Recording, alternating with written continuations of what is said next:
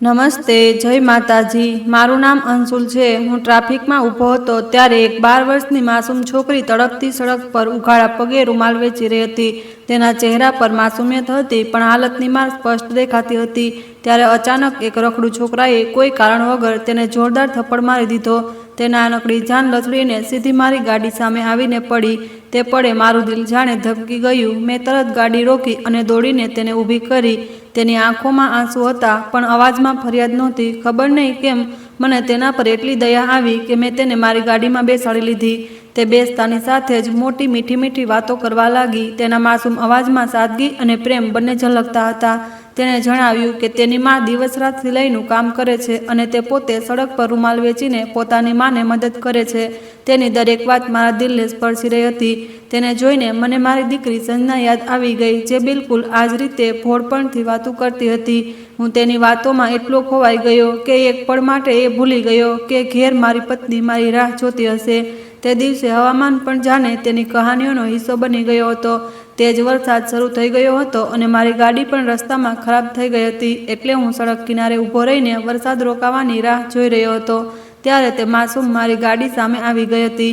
ત્યારે તેણે જણાવ્યું કે આજે તેને રૂમાલ વેચીને દૂધ લઈને ઘેર જવાનું હતું, પણ બે છોકરા તેના બધા રૂમાલ છીનવીને ભાગી ગયા। આ કહેતા પણ તેણે કોઈ ફરિયાદ ન કરી, બસ હળવા સ્મિત સાથે પોતાની જૂની ઢીંગલી સાથે રમવા લાગી, જેને તે પ્રેમથી રાણી કહેતી હતી। વરસાદ રોકાયો તો મેં ગાડી સ્ટાર્ટ કરી અને તેને કહ્યું કે બેટા, હવે તું રસ્તો બતાવ, તું ક્યાં રહે છે, હું તને તારા ઘરે છોડી દઉં છું। તેણે માથું હલાવીને હા ભરી અને મને સીધા જવાનો ઈશારો કર્યો। અમે એક સુમસામ રસ્તા પર વળી ગયા। થોડી વાર પછી તેણે એક મોટા વૃક્ષ તરફ ઈશારો કરતાં કહ્યું કે અંકલ, ત્યાંથી ગલીમાં વળી જજો। તે ગલી ખૂબ જ તૂટેલી ફૂટેલી અને અંધારાથી ભરેલી હતી। ત્યાં ન કોઈ સ્ટ્રીટ લાઇટ હતી, ન ઢંગની રોશની, બસ કેટલાક ઘરોની બહાર લટકતા નબળા બલ્બ ટમટમી રહ્યા હતા, જાણે અંધારામાં જંગ લડી રહ્યા હોય। તેને જૂના લાકડાના દરવાજાવાળા ઘર તરફ ઈશારો કર્યો અને કહ્યું કે અંકલ, આ જ મારું ઘર છે। મેં ગાડી રોકી। ઘરમાં ઘોર અંધારું છવાયેલું હતું અને ચારે તરફ અજીબ શાંતિ હતી। મેં હસીને તેને કહ્યું કે બેટા, તારી માને મારી તરફથી નમસ્તે કહેજે। તે દરવાજો ખોલીને નીચે ઉતરવા લાગી, પણ તેના પગ લથડી રહ્યા હતા। તેણે મારી તરફ એવી રીતે જોયું જાણે તેના દિલમાં આભાર ઓછો અને કોઈ અજાણ્યો ડર વધારે હોય। હું તેની તે નજરનો મતલબ સમજી ન શક્યો, બસ એ જ વિચાર્યું કે કદાચ તે તાવથી નબળી પડી ગઈ છે। તે ધીરે ધીરે અંદર ચાલી ગઈ। હું ગાડી વાળવા માટે પાછળ જોવા લાગ્યો તો મારી નજર સીટ પર પડેલી તેની જૂની ઢીંગલી પર ગઈ। એ જ રાણી જેને તે પોતાના જીવથી પણ વધારે પ્રેમ કરતી હતી। એક પળ માટે પણ મારા મનમાં એક ખ્યાલ આવ્યો કે સવારે આપી દઈશ, પણ બીજી જ પળે એક બાપનું દિલ જાગી ઉઠ્યું। મને મારી દીકરી સંજના યાદ આવી ગઈ, જે પોતાની ઢીંગલી વગર એક રાત પણ સૂઈ શકતી નહોતી। મેં વિચાર્યું કે આટલી નાનકડી વાત પર એક બાળકીનું દિલ દુભાવવું યોગ્ય નથી। પછી મેં એ ઢીંગલી ઉઠાવી અને ગાડીમાંથી ઉતરીને તે ઘર તરફ આગળ વધ્યો। ગલી પહેલાં કરતાં વધારે સાંકડી અને વીરાન ડરામણી લાગી રહી હતી। હવામાં ભેજ અને અજીબ શાંતિ તરી રહી હતી। લાકડાનો જૂનો દરવાજો થોડો ખુલ્લો હતો, જાણે તે ઉતાવળમાં તેને બરાબર બંધ કરવાનું ભૂલી ગઈ હોય। મેં હળવી ટકોર કરી અને સાક્ષી બેટા કહીને બૂમ પાડી, પણ કોઈ જવાબ ન આવ્યો। અંદરથી કોઈ અવાજ પણ સંભળાયો નહીં। હવે મેં થોડો જોરથી અવાજ લગાવ્યો કે કોઈ છે શું? હું સાક્ષીની ઢીંગલી પાછી આપવા આવ્યો છું, પણ તો સન્નાટો જ જવાબ બની ગયો। મારી બેચેની હવે વધવા લાગી। મારા મનમાં જાત જાતના ખ્યાલ આવવા લાગ્યા કે ક્યાંક તેની માએ તેને ખીજાઈ તો નથી ને, કે તેની તબિયત વધારે ખરાબ તો નથી થઈ ગઈ। પછી હિંમત કરીને હું ખુલ્લા દરવાજામાંથી અંદર જોવા લાગ્યો। સામે એક નાનકડો રૂમ હતો, જેની આગળ હળવી રોશનીવાળો વરંડો નજર આવી રહ્યો હતો। ઘરના દરેક ખૂણામાં ગરીબી, એકલતા અને વીરાનીની પડછાઈ ફેલાયેલી હતી। દિવાલો ખરાબ હાલતમાં હતી, છત પરથી સિમેન્ટ ટપકી રહી હતી અને માહોલમાં એક અજીબ સન્નાટો છવાયેલો હતો, જાણે આ ઘર વર્ષોથી કોઈ અનકહી કહાનીઓને પોતાની અંદર દબાવીને બેઠું હોય।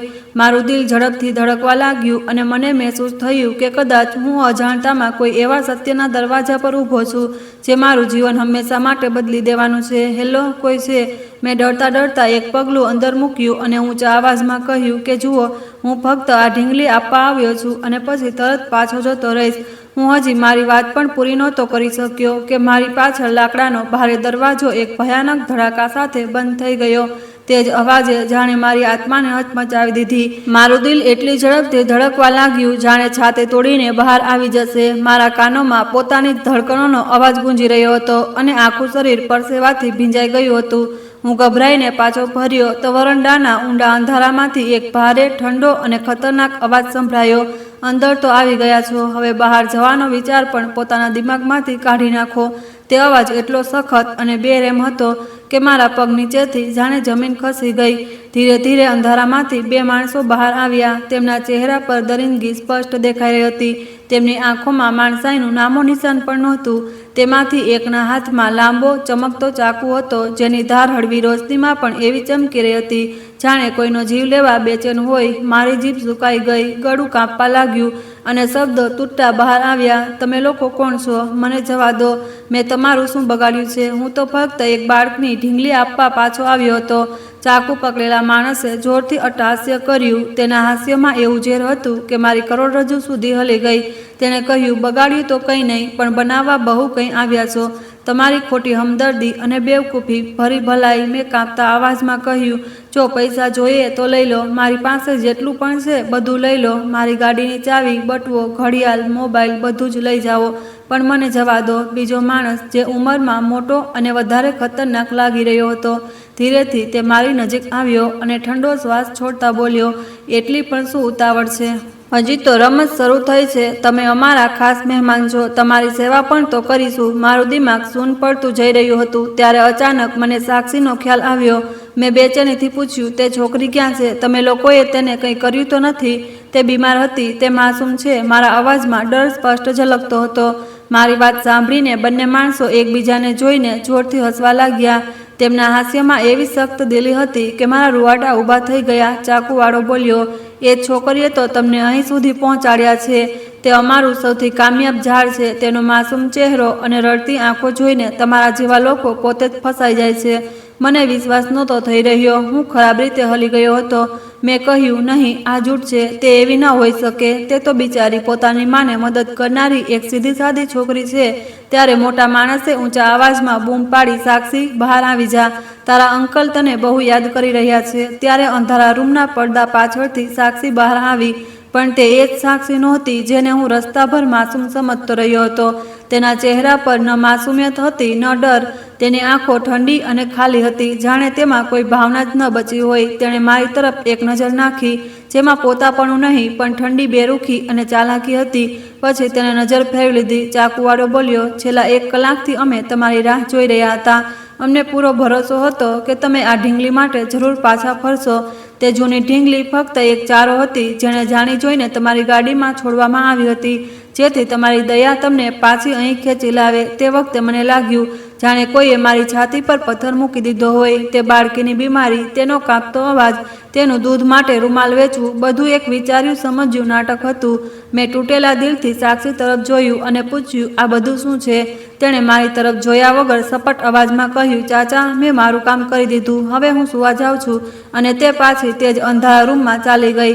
તે પળે મને સમજાઈ ગયું કે હું ખતરનાક ષડયંત્રનો શિકાર બની ચૂક્યો છું. રૂમમાં શાંતિ ફેલાઈ ગઈ, પણ તે શાંતિ પણ કોઈ તોફાન જેથી ઓછી નહોતી. મારું દિમાગ ઝડપથી કામ કરવા લાગ્યું. મને સ્પષ્ટ દેખાઈ રહ્યું હતું કે આ લોકો મને લૂંટીને જીવતો નહીં છોડે. મોટા માણસે સખ્ત અવાજમાં કહ્યું, શાંતિથી, જે કંઈ પણ છે અમારા હવાલે કરી દો. ગાડીની ચાવી, બટુઓ, ઘડિયાળ, મોબાઈલ, બધું જ. જો તમે જરા પણ ચાલાકી કરી તો આ ચાકુ તમારી છાતીના આરપાર હશે. મારા શરીરમાં ડરની લહેર દોડી ગઈ, પણ તે જ ડરની વચ્ચે મારા દિમાગમાં કોઈ ખૂણામાં આશાની એક નાનકડી ચિંગારી સળગી ઉઠી. મને અચાનક યાદ આવ્યું કે શહેરમાં ઘૂસતા પહેલા મારા મિત્ર વિવેકનો ફોન આવ્યો હતો. મેં તેને જણાવ્યું હતું કે હું હાઈવે પર છું. તેણે મજાકમાં કહ્યું હતું કે તારું લાઈવ લોકેશન ઓન રાખજે જેથી ખબર પડતી રહે કે તું ક્યાં સુધી પહોંચ્યો છે. અને મેં હસતા હસતા લોકેશન ઓન કરી દીધું હતું, પણ પછી તેને બંધ કરવાનું જ ભૂલી ગયો હતો. મારો ફોન હજી પણ મારા પેન્ટના ખિસ્સામાં હતો અને ત્યારે જ મારા ખિસ્સામાં હળવી કંપન મહેસૂસ થઈ. ફોન વાઇબ્રેટ કરી રહ્યો હતો. તે નાના કંપને મારામાં નવી આશા જગાવી દીધી. જરૂર વિવેક મારું લોકેશન જોઈને પરેશાન થઈ ગયો હશે અને વારંવાર કોલ કરી રહ્યો હશે. કદાચ તે સમજી ગયો હશે કે હું કોઈ મુસીબતમાં ફસાઈ ગયો છું. હવે મારી સામે બે રસ્તા હતા, યા તો ડર સામે ઘૂંટણ ટેકવી દઉં, યા પછી મારી સમજદારીથી આ ખતરનાક ઝાડમાંથી બહાર નીકળવાની કોશિશ કરું. મારું દિલ જોરથી ધડકી રહ્યું હતું, પણ મેં નક્કી કરી લીધું હતું કે હું હાર નહીં માનું. મેલ ભલે ગમે તેટલા નરિંદા કેમ ના ઊભા હોય, મારે જીવતો મારા પરિવાર પાસે પાછું ફરવું પડશે. મારો ફોન સાયલેન્ટ પર હતો અને તે જ પડે મને પહેલીવાર લાગ્યું કે કદાચ કિસ્મતે હજી સુધી મારો સાથ પૂરી રીતે છોડ્યો નથી. કારણ કે જો તે ઘડીએ એક નાનકડી રિંગટોન પણ તે શાંત રૂમમાં ગુંજી ઉઠત તો મારી છાતી તે જ વખતે તે ચમકતા ચાકુની ધારથી ચીરી દેવામાં આવત. પણ અસલી મુશ્કેલી હજી સામે ઊભી હતી. ફોન ઉઠાવું તો કેવી રીતે? તે દરિંદાઓ સામે ખિસ્સામાં હાથ નાખવો એટલે પોતાની મોતને પોતાના હાથોથી નોતરું આપવું હતું. ચાકુવાળો અચાનક ગરજ્યો. તેના અવાજમાં એવી તાકાત હતી કે દિવાલો પણ કાંપી ઉઠી. બહુ ચાલાક બની રહ્યો છે શું? અમે શું કહ્યું હતું? સાંભળ્યું નહીં? બધું બહાર કાઢ, નહીં તો અમે પોતે તારા ખિસ્સા ચીરી દઈશું. તે મારી તરફ એવી રીતે વધી રહ્યો હતો જેમ ભૂખ્યો વરુ પોતાના શિકારના છેલ્લા શ્વાસની રાહ જોતો હોય.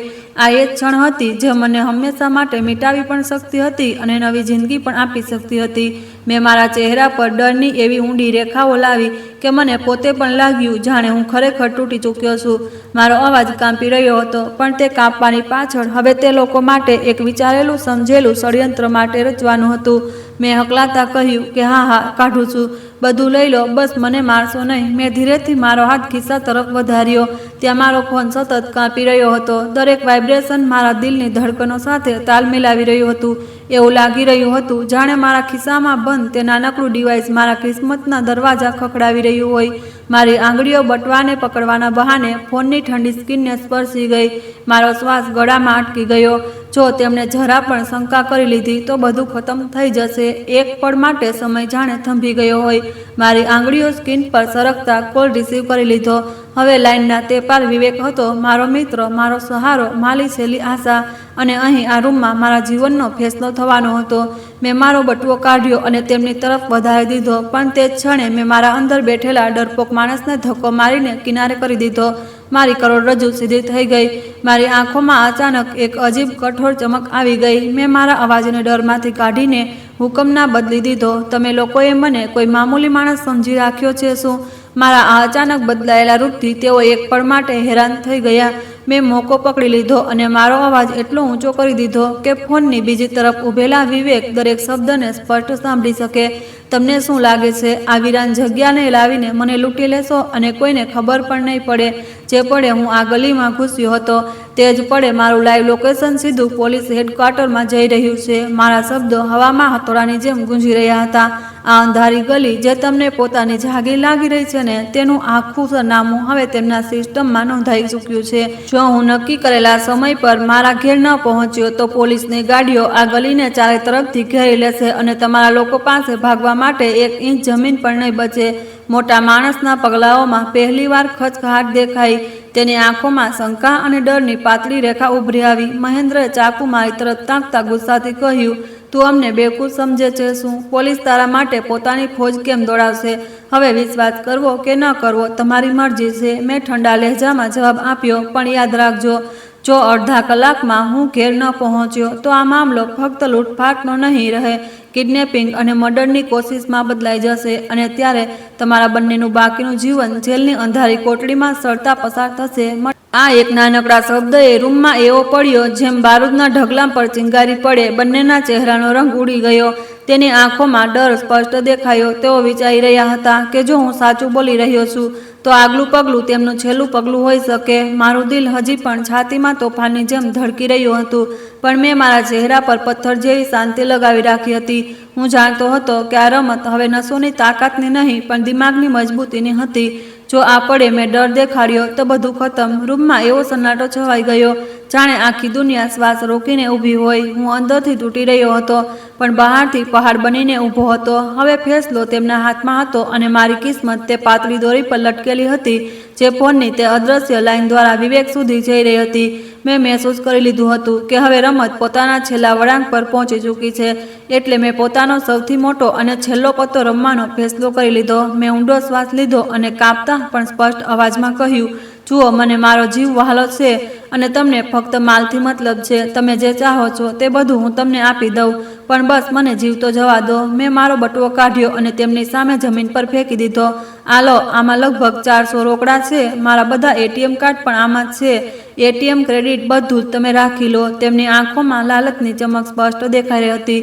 તે બંને ઝૂકીને બટવાને એવી રીતે જોવા લાગ્યા જેમ રણમાં ભટકતો માણસ પાણી જોઈ લે। મેં મારા કાંડામાંથી મારી કિંમતી ઘડિયાળ ઉતારી। તે ઘડિયાળ મારા વર્ષોની મહેનતની નિશાની હતી। ઓછામાં ઓછા 2 લાખની હતી। મેં તેને પણ જમીન પર સરકાવી દીધી અને કહ્યું કે આ પણ રાખી લો। તેમના શ્વાસોની ગતિ બદલાઈ ચૂકી હતી। હવે તેમના ચહેરા પર દરિંદગીથી વધારે લાલચ હાવી હતો। અને શું છે તારી પાસે? મહેન્દ્રએ શંકાભરી નજરોથી પૂછ્યું। મારો મોબાઈલ, મેં જવાબ આપ્યો અને આ એક પળ માટે અટકી ગયો। એ નાનકડું ડિવાઇસ મારા જીવનની છેલ્લી દોરી હતી અને તેની આપી દેવું એટલે દુનિયામાંથી પોતાનો છેલ્લો કોન્ટેક્ટ તોડી દેવો। કાઢ જલ્દી। મહેન્દ્ર ગરજવા લાગ્યો। મેં ઊંડો શ્વાસ લીધો અને કહ્યું ઠીક છે, પણ એક શરત। કેવી શરત? મોટાવાળાએ આંખો નાની કરીને પૂછ્યું। હું ફોનમાંથી પોલીસની ટ્રેકિંગ બંધ કરી દઈશ તમારા સામે, જેથી તમે લોકો આરામથી અહીંથી નીકળી શકો। આ એક વધુ દાવ હતો। મને બસ વિવેકને એ વિશ્વાસ અપાવવાનો હતો કે હું હજી પણ ખતરામાં છું અને હાલત ગંભીર છે। મેં ફોન કાઢ્યો, સ્ક્રીન તરફ એવી રીતે જોયું જાણે કોઈ સેટિંગ બંધ કરી રહ્યો હોઉં, જ્યારે અસલમાં હું સ્ક્રીનને એવી રીતે પકડીને ઊભો હતો કે કોલ હજી પણ ચાલુ રહે। પછી મેં ફોન તેમની તરફ ઉછાળી દીધો। લો, હવે આ પણ તમારો થયો। મારી પાસે જે કંઈ હતું બધું તેમના પગમાં પડ્યું હતું।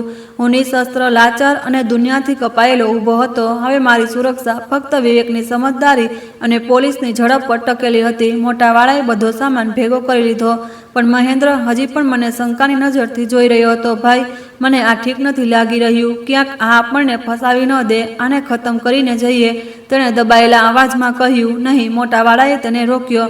જો તેની વાત સાચી થઈ તો આપણે ખરાબ રીતે ફસાઈ જઈશું। તેણે પોતાનું બધું જ આપણને આપી દીધું। તેને અંદર બંધ કરી દઈએ અને નીકળી જઈએ।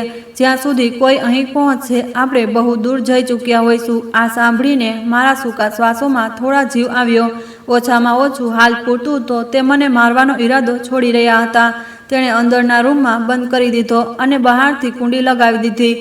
મોટાવાળાએ હુકમ આપ્યો। મહેન્દ્રએ મને જોરથી ધક્કો માર્યો। હું લથડાતો તે જ અંધારા રૂમ તરફ વધ્યો જ્યાંથી સાક્ષી નીકળી હતી। તે રૂમ નાનો, ગુગળામણ ભર્યો અને સિમેન્ટથી ભરેલો હતો। તેણે મને અંદર ધકેલ્યો અને બહારથી લોખંડની કુંડી ચડાવી દીધી। કુંડી લાગવાનો અવાજ મારા કાનોમાં હથોડાની જેમ ગુંજ્યો। મેં દરવાજાથી કાન લગાવીને સાંભળ્યું। તેઓ ધીમા અવાજે વાતો કરી રહ્યા હતા, કદાચ ભાગવાની તૈયારી કરી રહ્યા હતા। દરેક પસાર થતી સેકન્ડ મારા માટે સદીઓ જેવી હતી। શું વિવેકે મારી વાત સમજી લીધી હશે? શું પોલીસ રસ્તામાં હશે કે આ મારી જિંદગીની છેલ્લી રાત છે? ત્યારે અચાનક બહારના અવાજો થંભી ગયા અને એક ડરામણો સન્નાટો ફેલાઈ ગયો। ત્યારે દૂરથી આવતી એક ગાડીનો અવાજ સંભળાયો। તે અવાજ ધીરે ધીરે નજીક આવી રહ્યો હતો। મારું દિલ આશાથી ધડકવા લાગ્યું। આ કોઈ સામાન્ય ગાડીનો અવાજ નહોતો, તેમાં એક ભારેપણું હતું, એક ખાસ પ્રકારની ગૂંજ, જેમ પોલીસની જીપની હોય છે। પછી રોશનદાનમાંથી વાદળી લાઇટની હળવી ઝલક રૂમની અંદર ચમકી અને સાથે જ સાયરનનો ખૂબ હળવો અવાજ સંભળાયો, જેને તરત બંધ કરી દેવાયો। હું સમજી ગયો કે પોલીસ છાપો મારવાના અંદાજમાં આવી છે। વિવેકે ન માત્ર મારો ઈશારો સમજ્યો પણ તરત કાર્યવાહી પણ કરી। બહાર ભાગદોડ મચી ગઈ। અરે, આ ખરેખર પોલીસ છે! મહેન્દ્રનો ગભરાયેલો અવાજ ગુંજ્યો। અરે, ચૂપ રહે, આપણે પાછળના દરવાજાથી નીકળીએ છીએ, જલ્દી કર, સામાન ઉઠાવ, બીજા માણસે ગભરાતા કહ્યું, પણ તેનો અવાજ પણ કાપી રહ્યો હતો। મારા અંદર ખતરાની ઘંટી વાગી ઉઠી। જો તેઓ પાછળથી ભાગી ગયા તો હું અહીં ફસાયેલો રહી જઈશ, યા તેનાથી પણ ખરાબ થશે જો મહેન્દ્ર ભાગતા પહેલા મને ખતમ કરવા પાછો આવ્યો તો। પછી મેં પૂરી તાકાતથી દરવાજો પીટવાનું શરૂ કરી દીધું અને બૂમ પાડી, પોલીસ, હું અહીં છું, મને અંદર બંધ કર્યો છે। મારો અવાજ સાંભળીને બહાર અફરાતફરી વધારે તેજ થઈ ગઈ। પછી ઘરનો મુખ્ય દરવાજો જોરદાર ધડાકા સાથે તૂટ્યો। પોલીસના ભારે અવાજો ગુંજ્યા। હથિયાર નાખી દો, જ્યાં છો ત્યાં જ ઊભા રહો। મહેન્દ્ર અને તેના સાથી પાછળની તરફ ભાગી રહ્યા હતા। મેં છેલ્લી હિંમત ભેગી કરી અને લાકડાના કમજોર દરવાજા પર મારા ખભાથી પૂરી તાકાતથી ટક્કર મારી। પહેલી ટક્કર, બીજી ટક્કર, પછી ત્રીજી ટક્કરે જૂનું લાકડું ચટકી ગયું અને દરવાજો ખુલી ગયો। હું લથડાતો બહાર નીકળ્યો। સામેનો નજારો કોઈ ફિલ્મ જેવો હતો। એક પોલીસ અધિકારી મોટાવાળાને જમીન પર દબોચી રહ્યો હતો, પણ મહેન્દ્ર વધારે ચપળ હતો। તેણે કોન્સ્ટેબલને ધક્કો માર્યો અને તે જ દરવાજા તરફ ભાગ્યો જ્યાંથી હું નીકળ્યો હતો। તેને જોતાં જ મારા અંદરનો બધો ડર રાખ થઈ ગયો અને તેની જગ્યાએ ઉકળતો ગુસ્સો ભરાઈ ગયો। આ એ જ માણસ હતો જે થોડીવાર પહેલા મારી મોતનો ફેસલો જ કરવાનો હતો, હવે રમત પલટાઈ ચૂકી હતી. શિકારી ભાગી રહ્યો હતો અને શિકાર તેની પાછળ ઊભો હતો. આ એ જ માણસ હતો જેને ન જાણે કેટલા માસૂમ લોકોને પોતાની જાળમાં ફસાવી રાખ્યા હતા. જેવો મહેન્દ્ર મારી બિલકુલ નજીકથી પસાર થયો, મેં એક પળ માટે બરબાદ ન કર્યો. કોઈ ખચકાટ વગર હું સિંહની જેમ તેના પર ઝપટ્યો. મારી નસોમાં દોડતો ગુસ્સો અને અંદર સળગતી આંખ તે ક્ષણે ફાટી પડી હતી. મેં તેની ગરદન અને કોલરને પૂરી તાકાતથી જકડી લીધી અને તેને જોરથી પાછળની તરફ ખેંચ્યો. તે અચાનક થયેલા આ હુમલાથી પોતાનું સંતુલન સંભાળી ન શક્યો અને આગલી જ પળે અમે બંને જમીન પર ખરાબ રીતે પડ્યા. હું તેની છાતી પર ચડીને બેસી ગયો અને પૂરી તાકાતથી બૂમ પાડી, હું તને આમ નહીં જવા દઉં. ખબર નથી તારા જેવા લોકો મારા જેવા કેટલા માસૂમોને ઠગતા અને લૂંટતા આવ્યા છે. મારા શબ્દોમાં ઠગાઈ જવાનો દર્દ સ્પષ્ટ ઝલકતો હતો. આ પહેલાં કે તે પોતાને છોડાવવાની કોઈ કોશિશ કરે, 2 કોન્સ્ટેબલ ઝડપથી દોડતા આવ્યા અને તેમણે તેને દબોચી લીધો. થોડી જ સેકન્ડમાં તેના હાથોમાં હાથકડી નાખી દેવામાં આવી.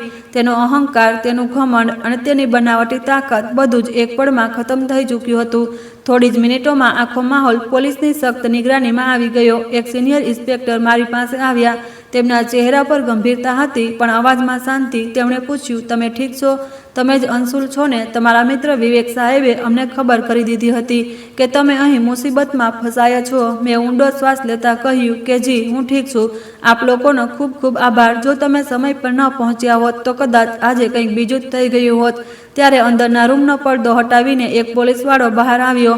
રૂમનો માહોલ અજીબ શાંતિથી ભરેલો હતો. ત્યાં તે છોકરી પણ હતી જે આ આખા ઝાડનો પાયો લાગી રહી હતી. એ જ છોકરી જે થોડીવાર પહેલા સુધી એક ઠંડા દિલવાળી એક્ટરની જેમ પોતાની એક્ટિંગ કરી રહી હતી, પણ હવે તે એક મામૂલી, ડરી ગયેલી, બેસહારા છોકરી બનીને ઊભી હતી. મારા મનમાં સવાલોનું તોફાન ઉઠી રહ્યું હતું. શું આ પણ કોઈ નવું નાટક હતું યા આ કહાની પાછળ કોઈ બીજી ઊંડી સચ્ચાઈ છુપાયેલી હતી? તેનું કાપતું નાનકડું શરીર, તેની સિસકીઓ અને તેની ઝૂકેલી નજરો જોઈને મારું દિમાગ પૂરી રીતે શૂન્ય થઈ ગયું હતું. થોડીવાર પછી મને એક નાના રૂમમાં બેસાડવામાં આવ્યો. ત્યાં સન્નાટો છવાયેલો હતો. મહેન્દ્ર અને તેનો સાથી સળિયા પાછળ હતા અને હું ઇન્સ્પેક્ટર સામે બેસીને મારું નિવેદન આપી રહ્યો હતો. પણ મારી નજર વારંવાર તે ખૂણા તરફ જતી જ્યાં તે એક લેડી કોન્સ્ટેબલ પાસે સાક્ષી બેઠી હતી. તે રડી રહી હતી પણ તેના ચહેરા પર અજીબ કઠોરતા પણ બાકી હતી. મારા મનમાં ઉથલ પાથલ મચી હતી. મારી આંખો સામે તેના 3 અલગ અલગ રૂપ ફરી રહ્યા હતા. સડક પર મળેલી તે માસૂમ, ડરી ગયેલી બાળકી, ઘરની અંદરની તે ચાલાક અને ઠંડી નજરોવાળી છોકરી અને હવે પોલીસ સ્ટેશનમાં બેઠેલી સહેમેલી બિચારી. આખરે તેનો અસલી ચહેરો કયો હતો? ઇન્સ્પેક્ટરે કહ્યું, અંશુલ સાહેબ, તમારું નિવેદન રેકોર્ડ થઈ ગયું છે. અમે આ અપરાધીઓ વિરુદ્ધ સખત કાર્યવાહી કરીશું. પછી તેમણે સાક્ષી તરફ જોયું અને કડક લહેજામાં બોલ્યા, હવે આ છોકરીનો મામલો જોવાનો છે. તે સાક્ષી સામે જઈને ઊભા થઈ ગયા અને સખ્તીથી બોલ્યા કે જો છોકરી, હવે આ રડવા ધોવાનો ડ્રામા બંધ કર અને સાચે સાચું બતાવ કે તું આ લોકો સાથે ક્યારથી કામ કરી રહી છે અને કેટલા લોકોને આ રીતે ઝાડમાં ફસાવી ચૂકી છે. તેમના સવાલ સાંભળીને સાક્ષીએ ડરથી પોતાની આંખો કસીને બંધ કરી લીધી અને જોર જોરથી રડવા લાગી. નહીં, મેં કંઈ પણ નથી કર્યું. મને છોડી દો. તે સિસકીઓની વચ્ચે બોલી રહી હતી. તેની હાલત જોઈને મારું દિલ પીગળી ગયું.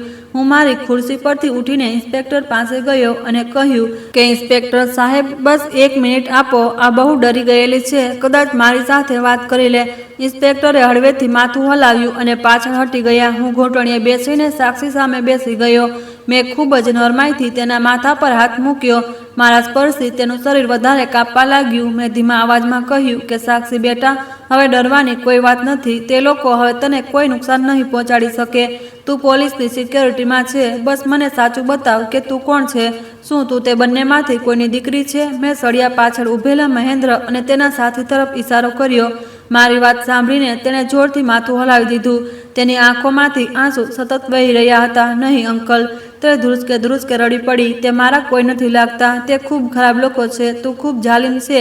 મેં ખૂબ જ નરમાઈથી પૂછ્યું, તો પછી તું તેમની સાથે શું કરી રહી હતી? તે મને આ ઝાડમાં કેમ ફસાવ્યો? તેના અવાજમાં વર્ષોનો દબાયેલો દર્દ ફૂટી પડ્યો. તેમણે મને મજબૂર કરી હતી. 2 વર્ષ પહેલાં તેમણે મારું કિડનેપ કરી લીધું હતું. તેના આ શબ્દ રૂમમાં ગુંજી ઉઠ્યા. હું અને ઇન્સ્પેક્ટર બંને શૂન્ય થઈ ગયા. ઇન્સ્પેક્ટરે અવિશ્વાસથી પૂછ્યું, આ તું શું કહી રહી છે? તે કાપતા અવાજમાં બોલી, જી, હું સ્કૂલથી ઘેર પાછી ફરી રહી હતી ત્યારે તેમણે મને ગાડીમાં જબરદસ્તી બેસાડી લીધી. તે દિવસથી આજ સુધી હું તેમની કેદમાં છું. તે મારાથી આવા જ કામ કરાવે છે. મેં ગંભીરતાથી પૂછ્યું, કેવા કામ? તો તેણે આંસુ લૂંટતા કહ્યું, તેઓ મને સડક પર છોડી દે અને પોતે દૂરથી છુપાઈને મારા પર નજર રાખે છે. મને મજબૂર કરે છે કે હું લોકો પાસે મદદ માંગુ, બીમારી અને મજબૂરીનો નાટક કરું. પછી જે કોઈ પણ ઇન્સાન હમદર્દી દેખાડે તે તેને ફસાવીને લૂંટી લે છે અને જો હું ના પાડું તો તે મને મારે, ભૂખી રાખે અને સતત ધમકાવતા રહે છે. તેણે રડતા રડતા પોતાની આસ્તીન ઉપર કરી. તેની નાજુક કાંડા પર જૂના જખમોના નિશાન હતા. તેમનો એક માણસ હંમેશા મારા પર નજર રાખે છે. હું નહોતી ભાગી શકતી, ન કોઈને કંઈ જણાવી શકતી. હવે મને સમજાઈ ગયું કે જ્યારે હું ઢીંગલી આપવા ઘરની અંદર આવ્યો ત્યારે શું થયું હતું. તે બોલી, તે વખતે મહેન્દ્ર ચાચા ખૂણામાં છુપાયેલા હતા. તે મને ઘૂરી રહ્યા હતા અને મને હુકમ હતો કે જેવો તમે અંદર આવો હું મારું કામ કરીને રૂમમાં ચાલી જાઉં. જો હું જરા પણ ડરતી કે તમારી સામે હમદર્દી દેખાડતી તો તે તમારા ગયા પછી મને જાનથી મારી નાખત. તેની કહાની સાંભળીને મારું કાળજું મોંમાં આવી ગયું. આ બાળકી ગુનેગાર નહોતી, પણ આ આખા ષડયંત્રનો સૌથી મોટો શિકાર હતી. 2 વર્ષથી કઈ પરેશાનીમાંથી પસાર થતી રહી હતી. આ વિચારીને જ મારી આત્મા કાંપી ગઈ. ઇન્સ્પેક્ટર સાહેબ બોલ્યા કે એનો મતલબ એ છે કે આ છોકરી તેમના ગુનાની સૌથી અગત્યની ગવાહ છે અને પોતે મુજરીમ પણ. આપણે તેના મમ્મી પપ્પાનો પતો લગાવવો પડશે. મેં ઉઠીને સાક્ષીને મારી પાસે લીધી અને તેના માથા પર હાથ ફેરવ્યો.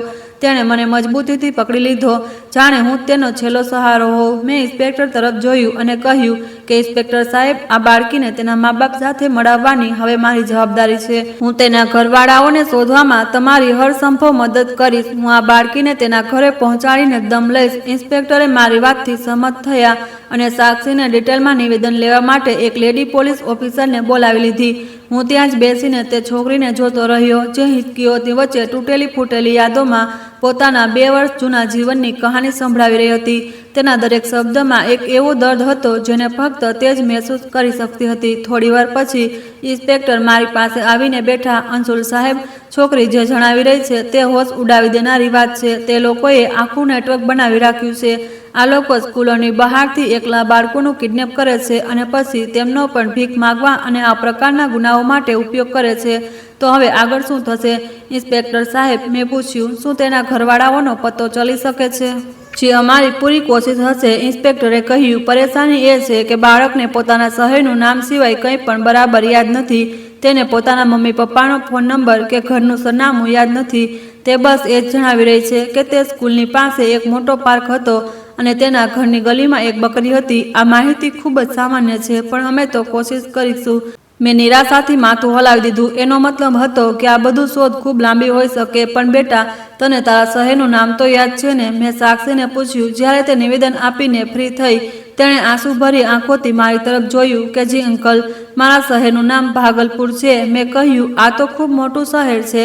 ત્યાં કોઈને આ રીતે શોધવું તો બહુ મુશ્કેલ હશે. તે વખતે એક કોન્સ્ટેબલ તે બંને અપરાધીઓને તફતીશ માટે બીજા રૂમમાં લઈ જઈ રહ્યો હતો. તો તે મોટા માણસે જતા જતા સાક્ષીને એવી ખૂંખાર નજરોથી જોયું કે તે ડરીને મારી પાછળ છુપાઈ ગઈ. ડરીશ નહીં બેટા, મેં તેને દિલાસો આપ્યો. આ હવે તને કંઈ પણ નહીં કરી શકતો. મેં ઇન્સ્પેક્ટરને કહ્યું કે ઇન્સ્પેક્ટર સાહેબ, પોલીસ પોતાની કાર્યવાહી કરતી રહેશે, પણ આપણે પણ કંઈક કરવું પડશે. આજકાલ સોશિયલ મીડિયાની તાકાત બહુ વધારે છે. જો તમે ઇજાજત આપો તો હું આ બાળકની તસવીર અને ડિટેલ સાથે એક ફોટો પોસ્ટ કરું છું. હોઈ શકે કે કોઈ તેને ઓળખી લે. ઇન્સ્પેક્ટરે વિચાર્યું અને પછી બોલ્યા કે જી, ખરેખર આ ખ્યાલ સારો છે, પણ કાનૂની રીતે અમે એવું ન કરી શકીએ. જો તમે તમારી મરજીથી આ કરવા માંગો છો તો કરી શકો છો. તેમાંથી કદાચ અમને મદદ પણ મળે. હવે સવાલ એ હતો કે જ્યાં સુધી સાક્ષીના મમ્મી પપ્પા નહીં મળી જાય તે રહેશે ક્યાં? ઇન્સ્પેક્ટરે તેને ચાઇલ્ડ પ્રોટેક્શન બ્યુરો મોકલવાની સલાહ આપી. નહીં ઇન્સ્પેક્ટર સાહેબ, હું આ બાળકને આવા કોઈ બીજા અજાણ્યા સ્થળે મોકલીને તેને ડરાવવા નથી માંગતો. મારા ઘરમાં મારી પત્ની છે, મારા પોતાના બાળકો છે. જ્યાં સુધી તેના મમ્મી પપ્પા નહીં મળી જાય તે મારા ઘરે મારી સાથે જ રહેશે. આ મારી જવાબદારી છે. ઇન્સ્પેક્ટર મારી વાત માની ગયા. કાનૂની કાર્યવાહી પૂરી કર્યા પછી હું સાક્ષીને લઈને મારા ઘર તરફ રવાના થયો. રાત ખૂબ ઘેરી થઈ ગઈ હતી. જ્યારે હું ઘેર પહોંચ્યો તો મારી પત્ની બેચેનીથી મારી રાહ જોઈ રહી હતી. મને અને મારી સાથે એક અજાણી બાળકીને જોઈને તે હેરાન થઈ ગઈ. અંશુલ, તમે ઠીક તો છો ને? ફોન પણ બંધ હતો તમારો. હું ક્યારથી પરેશાન થઈ રહી છું. અને આ છોકરી કોણ છે? મેં તેને અંદર લઈ જઈને આખી કહાની સંભળાવી. તો મારી વીતેલી વાત, ગાડીનું ખરાબ થવું, સાક્ષીનું મળવું અને કિડનેપર વિશે બધું જાણ. આ છોકરીનું ડરામણું ઝાડ અને પછી પોલીસનું આવવું. મારી પત્ની એક નાજુક દિલની ઓરત હતી. આખી કહાની સાંભળીને તેની આંખોમાં આંસુ આવી ગયા. તેણે આગળ વધીને સાક્ષીને પોતાના ગળે લગાવી લીધી, જે અત્યાર સુધી મારી પાછળ છુપાયેલી હતી. મારી પત્નીએ તેના કપાળ પર પ્રેમ આપતા કહ્યું કે તે કેટલો જુલમ સહન કર્યો છે. તે રાત્રે 2 વર્ષના સમયમાં પહેલીવાર સાક્ષી સાચા હાથ અને છત નીચે એક નરમ પલંગ પર સૂઈ. મારી પત્નીએ તેને પોતાના હાથથી ગરમ દૂધ પીવડાવ્યું અને પોતાની પાસે સુવડાવી લીધી. હું મારા સ્ટડી રૂમમાં લેપટોપ ખોલીને બેઠો હતો. મેં સાક્ષીની એક માસૂમ તસવીર લીધી, તેના કિડનેપ થવાની પૂરી કહાની લખી, શહેરનું નામ ભાગલપુર અને તે બધી ડિટેલ સામેલ કરી જે તેને યાદ હતી. મેં લખ્યું કે આ બાળકી 2 વર્ષ પહેલા ભાગલપુરથી કિડનેપ થઈ હતી.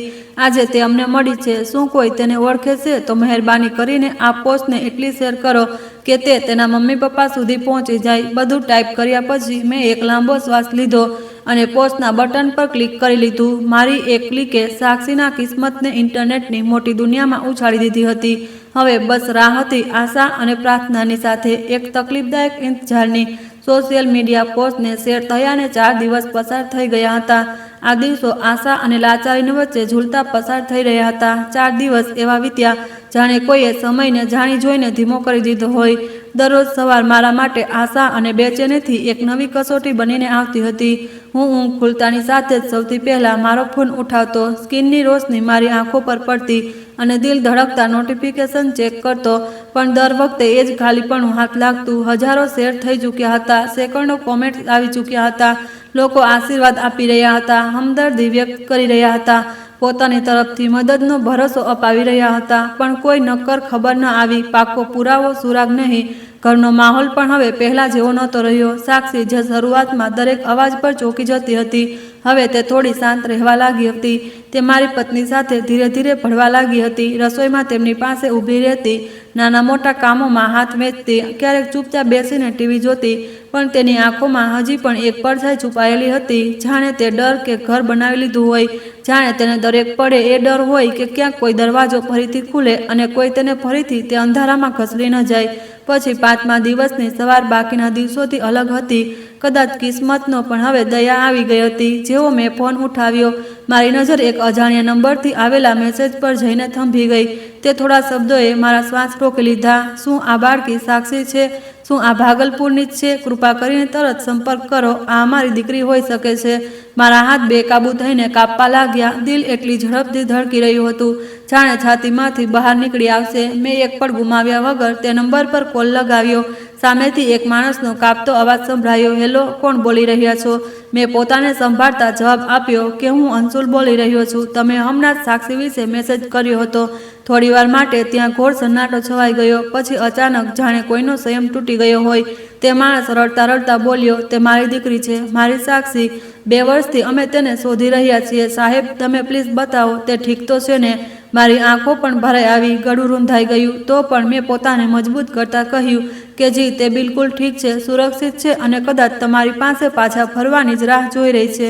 ફોનની બીજી તરફથી રડવાનો અવાજ તેજ થઈ ગયો. કદાચ સ્પીકર ઓન હતો, કારણ કે એક સ્ત્રીની તૂટેલી ચીસ સંભળાઈ. મને મારી દીકરી સાથે વાત કરાવો પ્લીઝ. એકવાર તેનો અવાજ સંભળાવી દો. મેં તરત સાક્ષીને અવાજ આપ્યો.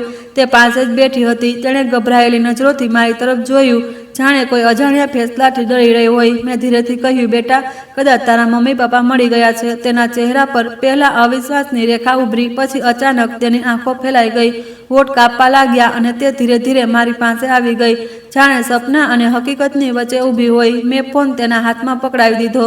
તેણે ખૂબ જ ધીમા અવાજમાં કહ્યું, હેલો. તો સામેથી જાણે કોઈ માનું કાળજું ફાટી પડ્યું હોય, સાક્ષી, મારી બાળકી, તું ઠીક તો છે ને? આ સાંભળતાની સાથે જ સાક્ષી તૂટી ગઈ. તેના અંદર જમા થયેલા 2 વર્ષનો દર્દ આંસુઓમાં વહી પડ્યો. મમ્મા, બસ આ એક જ શબ્દ નીકળ્યો અને તે ધ્રુસકે રડી પડી. તે પડે રૂમમાં હાજર દરેક ઇન્સાનની આંખો ભીની હતી. મારી પત્ની પોતાના આંસુ લૂંટતા દિવાલનો સહારો લઈને ઊભી રહી ગઈ. તે નજારો જ એવો હતો જેમાં દર્દ પણ હતો, રાહત પણ હતી અને એક લાંબો ઇંતજાર પણ આખરે પીગળી રહ્યો હતો. 2 વર્ષની દૂરી થોડી સેકન્ડમાં સમેટાઈ રહી હતી. ફોન પર લાંબી વાતચીત થઈ. તેમણે પોતાની પૂરી જાણકારી આપી, નામ, સરનામું, જૂની સ્કૂલની ડિટેલ, બધું જ મળી રહ્યું હતું. દરેક વાત સચ્ચાઈની ગવાહી આપી રહી હતી. હવે કોઈ શંકા બાકી નહોતી કે તે જ સાક્ષીના અસલી માતા પિતા છે. તેમણે બીજા દિવસે આવવાનું વચન આપ્યું. તે રાત્રે ઘરમાં અજીબ શાંતિ હતી અને ખુશી પણ હતી. પણ એક હળવી ઉદાસી પણ હતી, કારણ કે અમે જાણતા હતા કે હવે સાક્ષી અમને છોડીને પોતાના અસલી ઘેર ચાલી જશે. સાક્ષી મારી પત્ની પાસે બેઠી તેનો હાથ કસીને પકડ્યો હતો, જાણે ફરીથી વિખૂટા પડવાનો ડર હજી પણ અંદર ક્યાંક જીવતો હોય. હું તેની પાસે બેઠો અને તેના માથા પર હાથ ફેરવતા કહ્યું કે બેટા, હવે તું તારા અસલી ઘેર જઈશ, તારા મમ્મી પપ્પા પાસે. તેણે મારી તરફ જોયું. તેની આંખોમાં આંસુ હતા, પણ આ વખતે તેમાં ડરની જગ્યાએ ચમક હતી, આશાની રોશની હતી. તેણે ધીમેથી પૂછ્યું, અંકલ, હું તમને ભૂલી તો નહીં જાઉં ને? મારા ગળામાં શબ્દો અટકી ગયા. મેં હસવાની કોશિશ કરી અને કહ્યું કે નહીં બેટા, કેટલાક સંબંધો લોહીથી નહીં દિલથી બને છે, અને જે દિલથી બને તે ક્યારેય ખતમ નથી થતા. આગલી સવારે દરવાજાની ઘંટી વાગી. તે અવાજ જાણે કોઈ નવી શરૂઆતની દસ્તક હતી. મેં દરવાજો ખોલ્યો તો સામે એક માણસ અને એક સ્ત્રી ઊભા હતા. બંનેની આંખો સોજેલી હતી, ચહેરાઓ પર થાક હતો, પણ આશાની છેલ્લી કિરણ હજી પણ જીવંત હતી. તેમની નજરો મારા પાછળ ઊભેલી સાક્ષી પર પડી અને આગલી જ પળે તેમની દુનિયા થંભી ગઈ. સાક્ષી. ત્રણેય એકબીજા તરફ દોડ્યા. તે મિલન એવું હતું જેને જોઈને પથ્થરદિલ ઇન્સાન પણ રડી પડે. મા પોતાની દીકરીને છાતી લગાવીને વારંવાર તેનો ચહેરો ચૂમી રહી હતી. પિતા તેને એટલી મજબૂતીથી પકડી રહ્યા હતા જાણે હવે જિંદગીમાં ક્યારેય તેને નજરોથી ગાયબ નહીં થવા દે. સાક્ષી પણ રડતા રડતા વારંવાર કહી રહી હતી, મમ્મા, પપ્પા, તમે આવી ગયા. હું અને મારી પત્ની ચૂપચાપ ઊભા રહીને તે નજારો જોઈ રહ્યા હતા.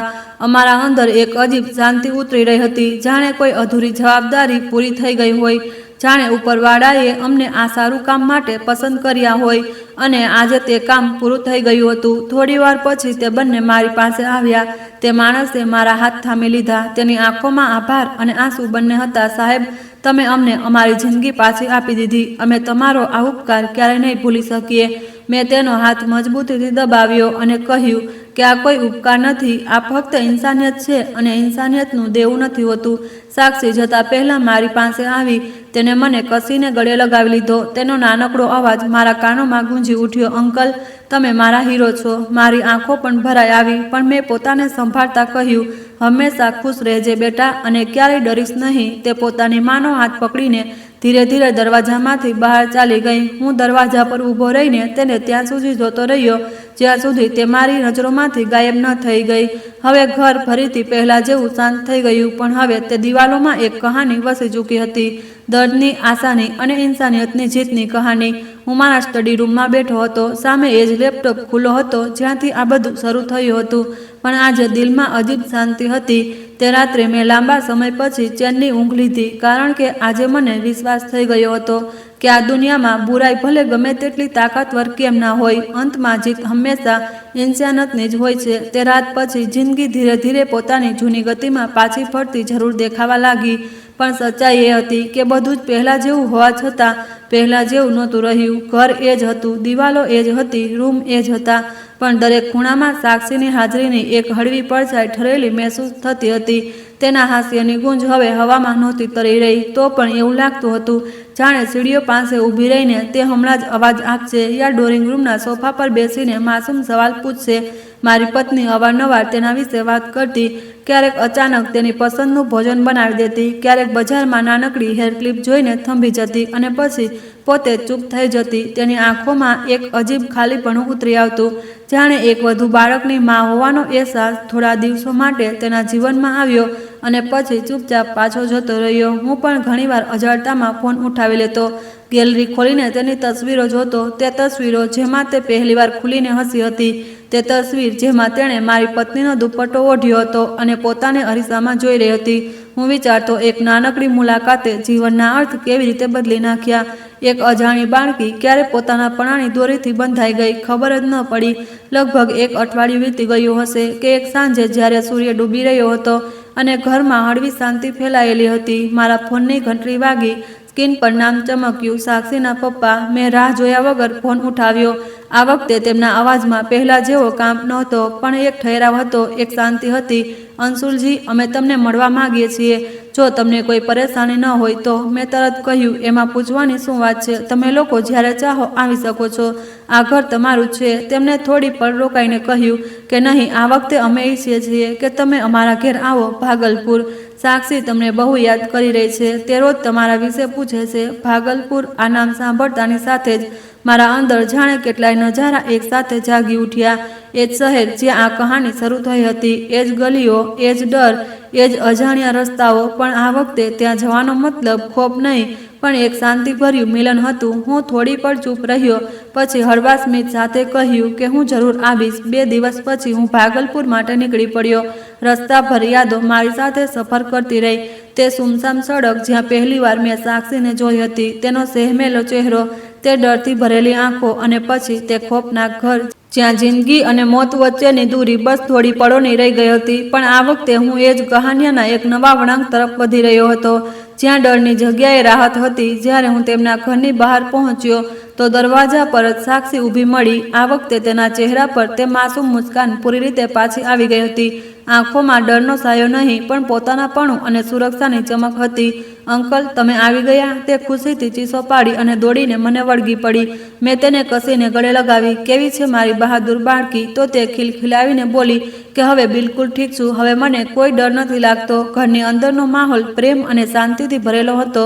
દિવાલો પર તેની જૂની તસવીરો લાગી હતી, જેમાં તે સ્કૂલ યુનિફોર્મમાં હસતી હતી, ક્યારેક સાયકલ ચલાવતી હતી, ક્યારેક પોતાના માતા પિતા સાથે કેક કાપતી નજર આવી રહી હતી.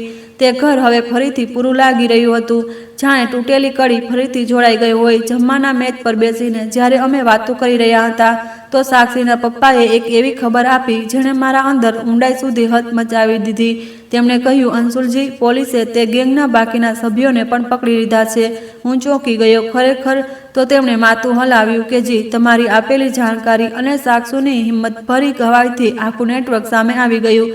બીજા ઘણા બાળકો પણ આઝાદ કરાવાયા જે મહિનાઓથી લાપતા હતા. મારા રૂવાટા ઊભા થઈ ગયા. તે એક પળમાં મને અહેસાસ થયો કે તે દિવસે જે કંઈ થયું તે ફક્ત એક સંયોગ નહોતો. જો હું ડરીને પાછળ હટી જાત, જો હું ચૂપ રહી જાત, તો કદાચ હજી પણ ઘણા માસૂમ જીવન અંધારામાં કેદ હોત. સાક્ષી મારી તરફ જોઈ રહી હતી. તેની આંખોમાં ગર્વ હતો. અંકલ, હવે કોઈ બીજું બાળક તેમની પાસે નથી. તેની આ વાત સાંભળીને મારા દિલમાં જે શાંતિ ઉતરી તે કોઈ પણ જીતથી મોટી હતી. એ અહેસાસ કે એક ફેસલાએ ઘણા ઘરોમાં રોશની પાછી લાવી દીધી. સાંજ ઢળવા લાગી અને જ્યારે હું પાછો ફરવા માટે ઊભો થયો તો સાક્ષીનો ચહેરો હળવો ઉદાસ થઈ ગયો. તેણે ધીમેથી પૂછ્યું, તમે ફરી આવશો ને મને મળવા? મેં તેના માથા પર હાથ મૂક્યો અને કહ્યું, જ્યારે પણ બોલાવીશ હું આવી જઈશ. આ વચન રહ્યું. તેણે હસીને પૂછ્યું, પાકું? મેં કહ્યું કે હા, બિલકુલ પાકું. જ્યારે હું ત્યાંથી નીકળ્યો તો આ વખતે દિલમાં કોઈ ડર નહોતો, કોઈ બોજ નહોતો, પણ એક ખૂબ ઊંડી શાંતિ હતી, જાણે જિંદગીએ તે દિવસે મને એક જવાબદારી આપીને સાચો રસ્તો દેખાડ્યો હતો. સફર દરમિયાન હું વિચારતો રહ્યો કે કદાચ આપણે બધા પોતાના રોજિંદા જીવનમાં પોતાને સામાજ્ય સમજે છીએ, પણ સમય જ્યારે આપણને કોઈ વળાંક પર ઊભા કરે છે ત્યારે આપણો એક ફેસલો કોઈ બીજાની આખી દુનિયા બદલી શકે છે. તે દિવસે મેં દિલથી મહેસૂસ કર્યું કે ઇન્સાનિયત કોઈ મોટી તાકાત નથી માગતી, તે બસ સાચા સમયે સાચું પગલું ઉઠાવવાની હિંમત માગે છે. અને જ્યારે તે હિંમત જાગી જાય તો અંધારું ભલે ગમે તેટલું ઘેરું કેમ ન હોય, રોશની પોતાનો રસ્તો બનાવી જ લે છે. પાછા ફરવાના તે લાંબા સફરમાં બારીની બહાર ઝડપથી પાછળ ભાગતા વૃક્ષોને જોતા હું અંદરથી એક અનોખી શાંતિમાં ડૂબેલો હતો, જાણે કોઈ અધૂરી દાસ્તાન આખરે પોતાની સાચી જગ્યા સુધી પહોંચી ગઈ હોય. હવા પહેલા જેવી જ હતી, રસ્તા એ જ હતા, આસમાનનો રંગ પણ એ જ હતો, પણ મારા અંદર કંઈક ઊંડાઈથી બદલાઈ ચૂક્યું હતું. હવે દુનિયાને જોવાનો નજરિયો એવો નહોતો રહ્યો જેવો પહેલાં હતો. દરેક નજારો, દરેક ચહેરો, દરેક પળ મને પહેલાં કરતાં વધારે અર્થસભર લાગવા લાગ્યા. જ્યારે હું ઘરે પહોંચ્યો તો દરવાજા પર મારી પત્ની ઊભી મળી. તેને મારી આંખોમાં જોયું અને એક શબ્દ પૂછ્યા વગર બધું સમજી ગઈ કે મારા અંદર જે તોફાન આટલા દિવસોથી ચાલી રહ્યું હતું તે હવે થંભી ચૂક્યું છે. મેં બસ ધીમેથી કહ્યું, તે ખુશ છે? અને તેના ચહેરા પર જે મુસ્કાન આવી તેને જાણે અમારી બધી થાક, બધા ડર અને બધી બેચેનીઓ ઓગાળીને ખતમ કરી દીધી. તેને એક પળમાં લાગ્યું જાણે અમે કોઈ લાંબી કઠિન કસોટી પાર કરી લીધી હોય. દિવસો ફરીથી પોતાની ગતિ પકડવા લાગ્યા. કામ, ઘરની જવાબદારીઓ, રોજિંદી દોડધામ, બધું જ સામાન્ય દેખાવા લાગ્યું. પણ હવે તે બધાની અંદર એક ઊંડો ઠેરાવ હતો. હું પહેલાંની જેમ ઉતાવળમાં નહોતો રહેતો. હવે હું થંભીને સાંભળતો, થંભીને વિચારતો અને નાનકડી ખુશીઓને મહેસૂસ કરતો હતો, જાણે જિંદગીએ મને ધીમું થવાનું શીખવી દીધું હોય. ઘણીવાર રાત્રે છત પર જઈને આસમાન તરફ જોતો, તારાઓની વચ્ચે ખોવાઈ જતો અને વિચારતો કે જો તે દિવસે મેં ગાડી ન રોકી હોત, જો મેં મારા ડરને જીતવા ન દીધો હોત, તો કદાચ આજે પણ સાક્ષી કોઈ અંધારા રૂમમાં કેદ હોત. કદાચ બીજા ઘણા માસૂમ ચહેરા તે જ સન્નાટામાં ગુગળાઈ રહ્યા હોત. આ વિચારીને મારા રૂવાટા ઊભા થઈ જતા. પણ તેની સાથે જ દિલમાં એક શાંતિ ઉતરી આવતી કે તે દિવસે મેં ડર નહીં ઇન્સાનિયતને પસંદ કરી હતી. થોડા દિવસો પછી એક સાંજે દરવાજાની ઘંટી વાગી. મેં દરવાજો ખોલ્યો તો એક કુરિયર બોય ઊભો હતો. તેણે એક નાનકડું પેકેટ મારા હાથમાં પકડાવ્યું અને ચાલ્યો ગયો. પેકેટ હળવું હતું પણ તેને હાથમાં લેતા જ મારા દિલની ધડકનો તેજ થઈ ગઈ, જાણે તેમાં કોઈ અનમોલ ચીજ છુપાયેલી હોય. જ્યારે મેં તે પેકેટ ખોલ્યું તો અંદર એક સુંદર ફ્રેમ હતો. તેમાં સાક્ષીની હસતી તસવીર લાગી હતી. તેની મુસ્કાન બિલકુલ બેફિકર હતી, જાણે તેના જીવનનો દરેક અંધકાર ખરેખર મટી ચૂક્યો હોય. તસવીરની નીચે નાના અક્ષરોમાં લખ્યું હતું, મારા હીરો માટે, અને સાથે દિલનું નિશાન બનેલું હતું. મારી આંખો આપોઆપ ભીની થઈ ગઈ. તે ફ્રેમને હાથમાં પકડીને હું થોડી પર માટે એમ જ ઊભો રહી ગયો, જાણે સમય પણ થંભી ગયો હોય. સાથે એક નાનકડો કાગળ પણ હતો. સાક્ષીના માસૂમ અક્ષરોમાં લખેલો, અંકલ, હવે મને ડર નથી લાગતો. હવે હું રોજ સ્કૂલે જાઉં છું, મિત્રો સાથે રમું છું અને દર રાત્રે ચેનથી સૂઉં છું. મમ્મી કહે છે કે તમે કોઈ ફરિશ્તાની જેમ આવ્યા હતા, પણ મને લાગે છે કે તમે મારા પોતાના છો. હું મોટી થઈને તમારી જેમ બનવા માંગુ છું, કોઈની મદદ કરનારી. તમે જલ્દી મળવા આવજો, હું તમારી રાહ જોઈશ. તે નાના કાગળમાં જેટલો પ્રેમ, જેટલી સચ્ચાઈ અને જેટલો આભાર હતો, તેણે મારા આખા જીવનની કિંમત બદલી દીધી. મેં તે કાગળ મારા હૃદયે લગાવી લીધો અને આંખો બંધ કરી લીધી. તે પળે મને મહેસૂસ થયું કે ઇન્સાનના જીવનની સૌથી મોટી કમાણી પૈસા યા શોહરત નહીં, પણ કોઈની સાચી પ્રાર્થના હોય છે. તે જ દિવસે મેં મનોમન એક ફેસલો કર્યો કે આ કહાની ફક્ત અહીં જ ખતમ નહીં થાય. હું મારા જીવનનો એક હિસ્સો તે બાળકો માટે સમર્પિત કરીશ જે સાક્ષીની જેમ ક્યાંય અંધારામાં ફસાયેલા છે. મેં પોલીસ અને કેટલીક સોશિયલ ઇન્સ્ટિટ્યૂટ સાથે મળીને કામ કરવાનું શરૂ કર્યું. ક્યારેક કોઈ ગુમ થયેલા બાળકની શોધમાં મદદ કરતો, ક્યારેક કોઈ પરિવારને તેમના ખોવાયેલા બાળક સાથે મળવામાં સાથ આપતો. દર વખતે જ્યારે કોઈ બાળક પોતાના મા બાપને ગળે મળતો તો મારી આંખો સામે સાક્ષીનો ચહેરો ફરી જતો અને દિલ ફરીથી ભરાઈ આવતું. સમય પોતાની ચાલ ચાલતો રહ્યો, મોસમ બદલતા રહ્યા, વર્ષો વીતતા ગયા, પણ સાક્ષી સાથેનો મારો સંબંધ ક્યારેય ઝાંખો ન પડ્યો. તે ક્યારેક વિડીયો કોલ કરતી, ક્યારેક પોતાની નાનકડી સિદ્ધિઓ વિશે જણાવતી. અંકલ, આજે મેં ફર્સ્ટ પ્રાઇઝ જીત્યો છે. અંકલ, આજે મેં એક રડતા બાળકને ચૂપ કરાવ્યો. અને દર વખતે હું તેને સાંભળીને હસી દેતો, જાણે તે પણ ખરેખર મારી પોતાની જ દીકરી હોય. વર્ષો પછી એક સાંજે હું મારા રૂમમાં બેઠો હતો. સામે એ જ ફ્રેમ રાખેલું હતું, સાક્ષીની હસતી તસવીર રૂમની હળવી રોશનીમાં ચમકી રહી હતી. મેં ધીરેથી પોતાને કહ્યું, તે દિવસે હું તેને બચાવવા નહોતો ગયો. કદાચ તે આવી હતી મને બદલવા માટે, કારણ કે સચ્ચાઈ એ જ હતી કે તે દિવસે ફક્ત સાક્ષી જ અંધારામાંથી બહાર નહોતી આવી, પણ હું બહાર આવ્યો હતો.